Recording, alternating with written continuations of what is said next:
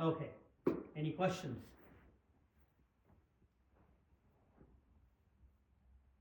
What is the take home message today? Take? What does that mean? That you take this home and keep it with you all the time. Sandy. To use our 10 senses to help us for one goal and not let them go in their own direction, and to use our mind to do something. Excellent. So keep all the senses after one goal, or whatever it is. Use our mind, our inner instrument. Use them wisely. Don't let the 10 instruments control us. Right? That's the take home message. Beautiful. Beautiful answer. Okay? Any other questions? Yeah? How does Dasakanta represent the all like the senses being pushed in a different direction? Excellent question.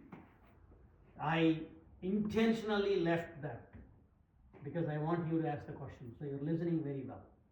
So what happened was, after Dashakanta started cutting his heads and throwing, what does it represent? Cutting one head. Does it really mean cutting head? He is really chopping off one instrument of his, knocking one instrument off his list. He is completely knocking one thing off totally. When you really restrict one of these instruments, like you don't see anything for one full day, what happens? When you open the eyes, they hurt, of course, and then you feel like seeing things more and more. If you don't eat food for several days altogether, you stop food, what happens? You'll be very hungry. You get very hungry and the body gets to a mode called hoarding. This is an important problem. People who fast need to remember that. Body gets into a hoarding mode. That means it will slow down the metabolism and it will store more and more food as fat. So that next time when you stop giving food, it has this reserve. So people who fast like this without careful thinking, they put on weight. It's difficult for them to lose weight. So we should never do that. This is called hoarding. Body gets into a mode called hoarding. So in the same way, when you really torment your instruments, when you really deprive the instruments, they get into a mode called hoarding. So that's what happened with Ravana. After his penance is done, his instruments became so rampant. He started stealing from others. He started hurting others. He started not only stealing wealth, he started stealing other people's wives, children, cities, houses, everything. He became like a real bandit, dacoit, like a real rogue. So that's why we should never do ghora tapasya. We should always do a proper tapasya as prescribed by the scripture. You understand? And I will tell you something much more important for adults also. There is this vratam called Dwadasi vratam. People do fasting on Ekadasi. Ekadasi means 11th day. So fasting is only for the 11th day, not for the previous 10 days. And after on the 10th day, you eat only half meal. Half meal means like you eat only one meal. You don't feed the system fully on 10th day. You should not do that. As a preparation for the 11th day, full fast, you have to stop eating on the 10th day by afternoon. You eat one meal on 10th day and that's it. On 11th day, full fast. And what do you do on 12th day? Full meal. So what it means is, you should not deprive your 10 senses. You should feed them sufficiently so that they function properly. But the real rogue is the 11th one, which is the central piece of all the 10 instruments. And that 11th one, who is the 11th one? Who is the boss of all these 10? The mind, the 11th instrument. That is the real rogue. and Ravana represents that real rogue mind. And that rogue mind is the one that is employing all these 10 senses. That is the one that is telling each sense what to do. That one must be deprived of food. So on 11th day, you don't feed the mind. And when the mind is not fed, it becomes calm and quiet. And in that calmness and in the quietness, you experience the 12th thing, which is beyond the mind. There you should completely rejoice, completely enjoy, completely take everything in. So when you have calm mind, you will really enjoy everything. When your mind is disturbed by all these 10 senses, you don't do it. So to teach that, we have this method, this vratam called Dwadasi Vratam. And on Dwadasi Vratam, you do Ekadasi Upavasam. On 11th day you fast. On 10th day you eat half. So that means you are feeding your instruments sufficiently. But you are not feeding anything to the mind. You are keeping the mind quiet. And then you will experience something that is beyond the mind, if it is done properly. And in that beyond thing, you rejoice, completely enjoy. You just enjoy it. That means you eat full. That's the meaning of Dwadasi Vratam or Ekadasi Upavasam. Anyway, that's for the adults. Sorry, you have a question. So when Ravana was born, his mom named him, right? So, like, how did she know that he was going to have 10 heads? Excellent So question. that she would name him Dasakanta because of his 10 heads. Excellent. Like, how did she know that? Very good question. He was born 10 heads. He was born like a 10-headed bug. It's a big 10-headed crawling thing came out. So I'm saying, oh my goodness, 10 heads. So Dashakanta.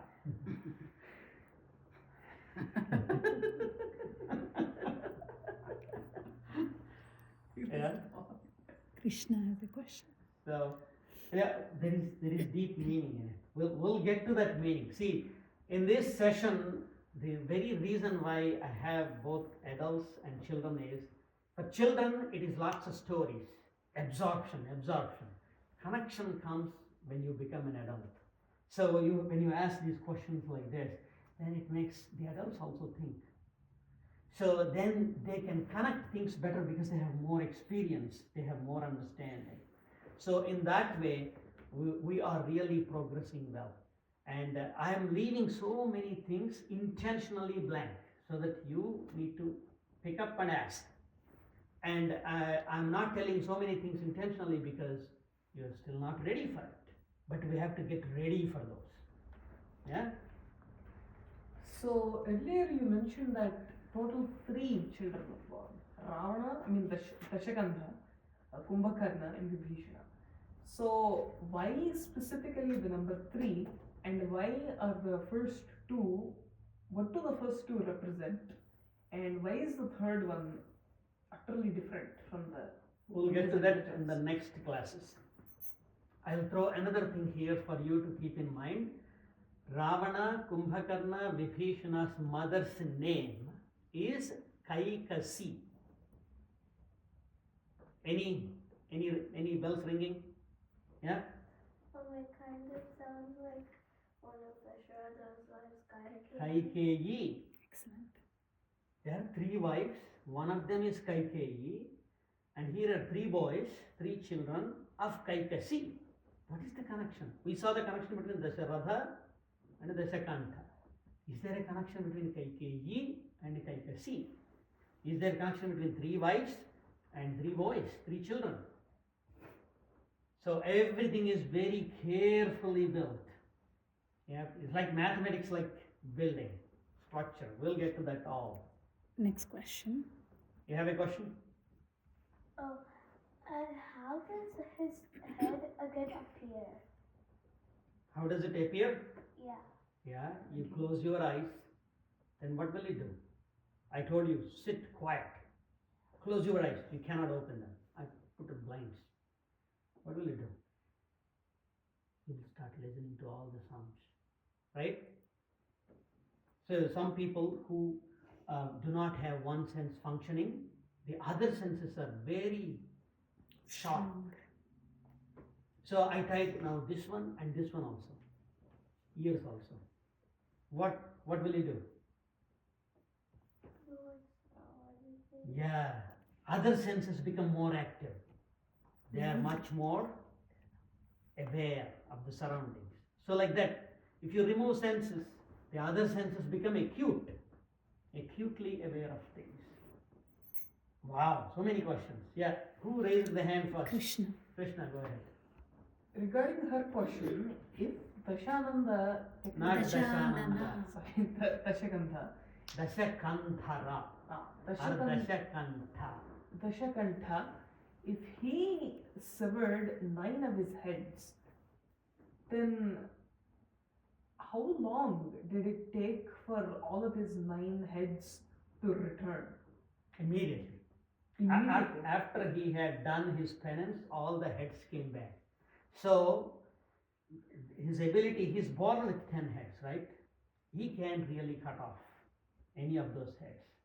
So that means even somebody in a battle like Rama, cutting the heads off 100 times, 200 times, the heads keep on coming. That tells again the problem with instruments. If you try to cut one of them off, you will have other things functioning. And the moment you switch to the other, this one pops up. They will never leave you. The way to really tame them is use them properly like horses of a chariot, not as your heads. Next Okay. question. Avantika. So why did his mother name him Dasakanta? I mean, he doesn't have. I mean, he could have 10 necks, but he has 10 heads, right?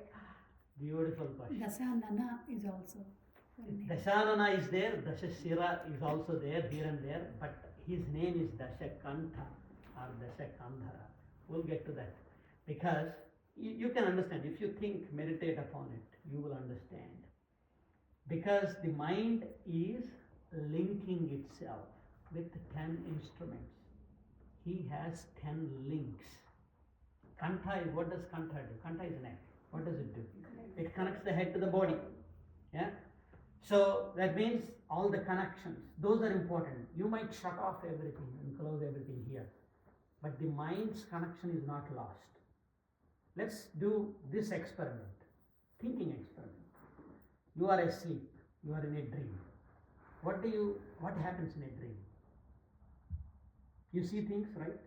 But are your eyes open? You feel like you touched things, you did things, right? Are your hands and limbs moving? No. So what is happening in the dream? The mind, yeah? Like your mind. Say it loud. Like your mind is. It's like pretending that all those things are happening, but they're not really happening. They're not really happening, but you still have the experience of seeing. You still have the experience of smelling. You still have the experience of doing and talking and all these things. Why? Because mind maintains the links with all the senses. It is not the senses outside. It is the links that mind has with all these senses. Those are the problematic ones. That's why he is named Dashakantha. So you might tie him off, take all his instruments and tie him off, and he is still doing in his dream world, doing all the stuff. Because the links are still there. Those links are the bad ones. Those are the real strong ones. We should not be controlled by those links. It's a beautiful question. Give me a real high five for this. Next. No, she had, No, next him, Yeah. then her. What if not attack the 10 instruments like Dashananda, Dashakantha attempting to cut off his 10 heads? If they constantly rejoin, if the links can't be ripped, then why not attack the command unit of it all? Attack the mind itself, and then like you hit a structure's foundation, and then the entire structure collapses. I think that's what happened. In meditation. Yeah, why not break the foundation itself? exactly. And what is the foundation? The mind. And what is Ramayana all about? killing Ravana means you are slaying the bad aspect of the mind that connects you with all these 10 things all the time. So Ramayana has two great purposes. Valmiki, after he wrote the entire poem Ramayana, he has to give a scope description, right? The scope description is Kavyam Ramayanam Krutsnam Sitayas Charitam Mahat Paulastya Vadhanityeva. So those are the two definitions. Chakara Charita Vrataha. That's how the sloka ends. So entire Ramayana is operated in two ways, two scopes. The primary scope is the story of Sita, but they did not say story. Sitayaha Charitam. Charitam means movement. It's all understanding the movement of Sita, and then destroying the Ravana, the second Ravana. So that is the main purpose. So the entire thing is how to tame the mind, how to destroy the rogue mind, how to destroy those connections that it maintains with all those 10 instruments. But you can do it only when you understand the movement of Sita, Mother Sita's movement. That's why Ramayana is so great. Yeah. A lot of these things kids probably don't understand. How is Sita's story related to this? Right? Even adults are wondering about it. But this is what we are going to slowly unravel. Because this universe is a mystery. This life is a mystery. And how do you understand a mystery? You can never unravel it. Otherwise, it's not a mystery. You can only infer the mystery by looking at the movement of things. And this entire movement in the world is created by Mother Sita. And understanding that movement is Ramayana. But the head has the 5 senses. So if you cut off the head, what happens? Yeah. What are we talking here? Are we really talking about cutting the head, or are we talking about the connection that we have with the instruments? What are the instruments? Eye is not an instrument. Sight. We also talked about if somebody have eyes, that means they can necessarily see. There are people that have eyes but cannot see. But even if I have my eyes open like this, but I am thinking something else. Am I really seeing anything? No. Unless the mind connects with the instrument and actually seeing through it, you're not really seeing it. Right?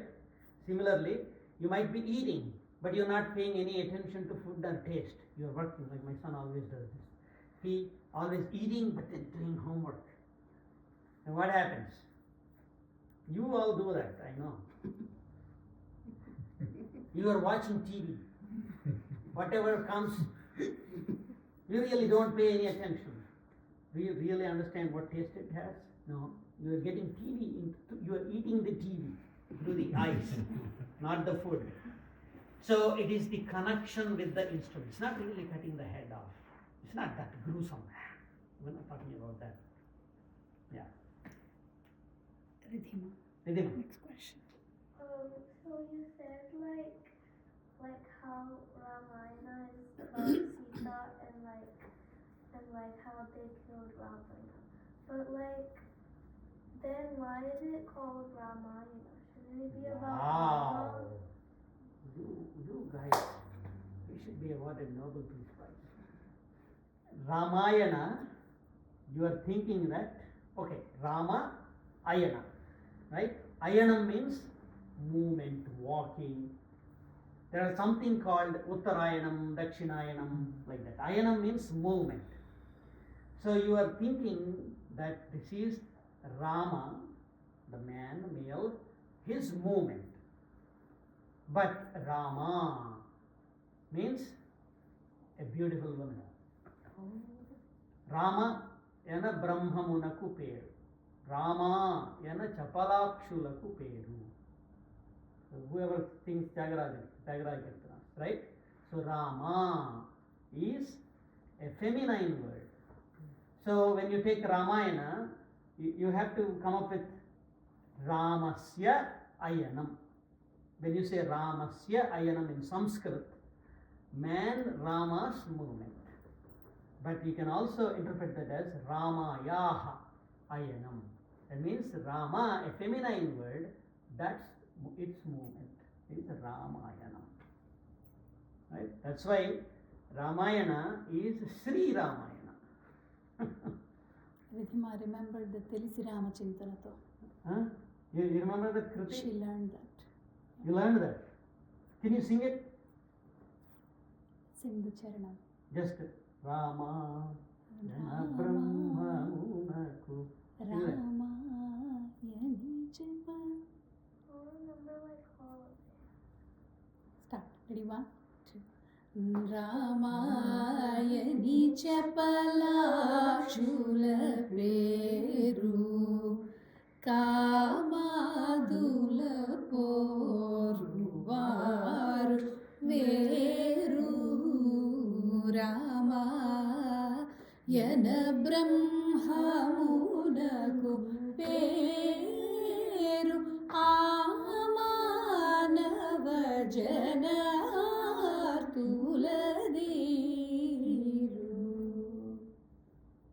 Beautiful.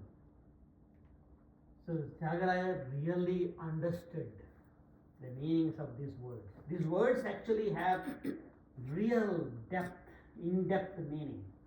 So that's why I said, do you remember beginning? I should tell you something. That if you tell the story of Ramayana as there was a king has 3 wives have 4 children, it has lost all the keys.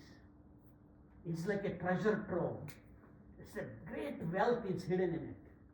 How do you open this box, this chest? Names are the keys. You need to have all the names properly. Yeah? Beautiful, beautiful.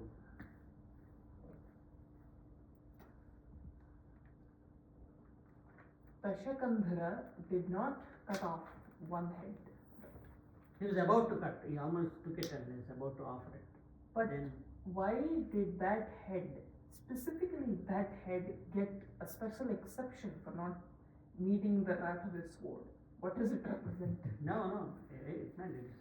He's about to cut it off.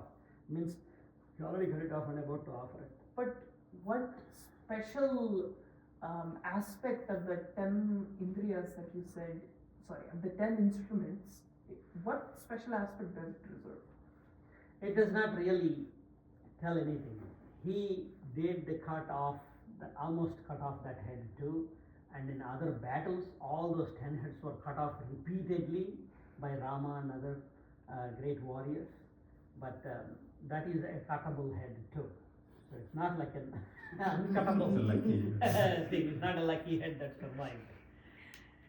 How about questions by Guru to the kids now on their understanding? Okay. Now just start with very simple, just recall questions. So I will ask you, what is Rama's father's name? I don't think you told us. Ah, I did. All today we are discussing about that. Yeah? Dasharatha. Okay, wonderful. And what are the 10 indriyas?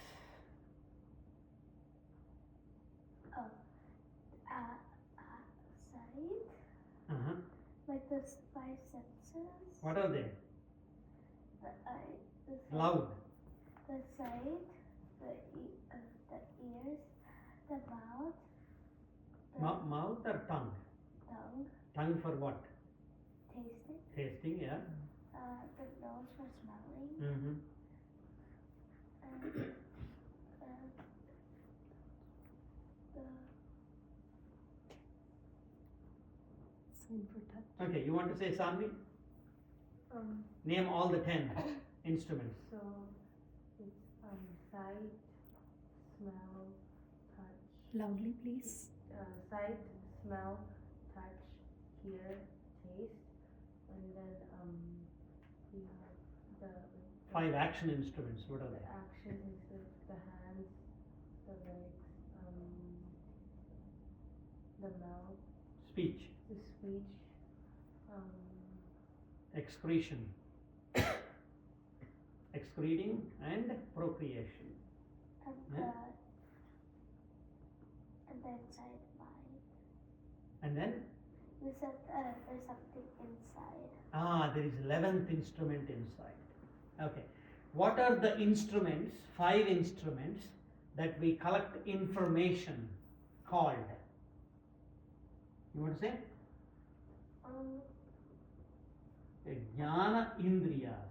Yeah. Okay? And now question to you, Avantika. What are the instruments of action called? Karma. Karma Indriyas. Excellent. So Jnana Indriyas and Karma Indriyas. Now the tough question, problem solving for all adults. Why is this world called Prapancham? Pra plus Pancham. Yeah? Punch means 5. Yeah. So something to do with like. Something I to do think with? maybe like the 5 elements. Like there are 4 elements. Like and then the 5th one maybe being like us, like the humans are one element. Okay? The 5 elements will come to that, but yes, because it is made up of 5 elements. And is that it? Yeah? Maybe it's because it's like based off of the 5 senses. Because Yes. everyone, like everything, every living thing has the 5 senses. Excellent. You, yeah? So how I interpret it is like the first aspect is pancha, of course, the 5 senses which gather the data. But the pra part is highly interesting because every single object gives off certain types of information. Like for instance, if I'm looking at an object, I can look at the object to a large extent. I can hear it actually, even though the sound is inaudible, and I can taste it and I can smell it, because pancha represents the 5 senses that we have, and pra might represent the 5 that the object gives off, or all the objects that have 5 unique properties and even more. Very good thinking. Very good thinking. Excellent. So I'll tell you a simple example, right? If we can measure only length in one direction, this is it. You can measure length only in one direction. Can you get the whole world? No. If I put the whole world onto wall, a plane like this, onto a wall, would you get the whole world? No. What do you need to describe the world? What do you need to put the objects in place, in space? You need 3 dimensions. Have you heard of 3 dimensions? Anybody know 3 dimensions? Right? What are those 3 dimensions? Yeah? Length, width, and height. Excellent. So you need to have, if you want to say anything, you need to give 3 numbers. Say from here, go this way, go down this way, go up that way. So you have to specify 3 values. This is called 3-dimensional system. Because there are infinite points, countless points. In the same way, in this world also, there are countless things, infinite number of things. But anything can be specified with using 5 senses. You can sense anything with 5, you can do anything with 5, and everything is made up of 5. Therefore, it is firmly prapancha. In some pradaya, what did we use pra for? Direct. You can directly interact with the world with 5 senses. You can directly sense the world with 5 senses. The world has 5 properties. That's why it is prapancha. So like what you said with the 3 points, like the 3 dimensions to like measure everything, to figure everything out. Because it's 3, I'm making like a connection that maybe those 3 senses could be like the 3 wives of Dasharatha. They help you see life in a better aspect. Wow, you have excellent mind. Yeah, not 3 dimensions, but we'll get to the three letter. It's complex idea. We'll get to that slowly. We have to really break it down slowly. But you are thinking in right direction. Who? You? You have to say it loud now. Okay. You said that everyone has the five senses, but some animals don't. Like a snake doesn't have ears to hear, but how does it hear? You said all animals have five and we got into trouble now. Excellent question. Excellent question. She said some animals don't have some senses. They don't have ears, they can't hear.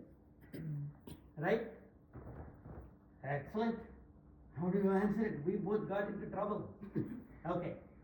So, five senses. Do we have only five senses? No other senses?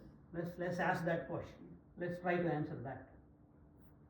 Do we have any other senses beyond this five that we are talking about? Yes, right? What are they, for example? They can't be immediately classified, but it does work. There is a possibility that there could be, but they can't be classified exactly. Ravi? Like maybe like your mind can be one of the senses. Yeah, you have to say it loud. Yeah, mind can be one of the senses, okay? So there are some senses that we haven't included in this sight, smell, touch, taste, hearing, right? For example, equilibrioception means if you close your eyes, everything is tight, and then you are falling. You're somehow tilting. Will you be able to sense it or not? Yes. We have the ability to sense our balance. If we are going out of balance, you sense it. Okay? Heat sensing is of course with touch. But what about heat inside the stomach? What about pain perception inside the body, not on your skin? So there are so many other senses that we have. Similarly, animals also have GPS sensing capabilities. Pigeons, somehow, they can understand the magnetic field, somehow figure out magnetic field and get back to their nest all the time correctly. So there are other senses, there is no doubt about that. Some don't have senses. But we wanted to have like a three-dimensional representation for the space. We want to have something that humans can handle. So we came up with five-dimensional representation of the world. That is called five pancha. But in Sanskrit, this is a very deep question that they ask. Probably you don't understand the answer, but adults can. The word pancha itself means expression. Panchati vyakti karoti. Panchati means expression. To express anything is just simply pancha. But pancha, they also use it to represent five. That means what? This five is just an idea for you to express anything about the world. So, shall we stop here? That's why I like this kids. Sometimes they ask so many questions. Last time I told one important story, that a little boy has a little coracle. Okay, you know, coracle is like a little boat. Only houses one small person. And then he took a 2 feet fishing rod and went to catch a blue whale in the Pacific Ocean. What happens? He's too little to catch. Yeah, there you go. So in that way, good questions. You want to catch the biggest fish, but you're not ready yet. But what do we have to do? Shall we stop asking the questions? No. What should we do? We should like first contemplate. Build the capability. Yeah. Contemplate, build the capability. As you grow, when you reach her age, or when you reach her age, or when you reach Krishna's age, you will be able to comprehend much more. When you reach my age, pretty much everything. So we are building that, right? So some of them you might not understand, but as you're growing, you will understand all that. Excellent. Okay, we'll stop here. Om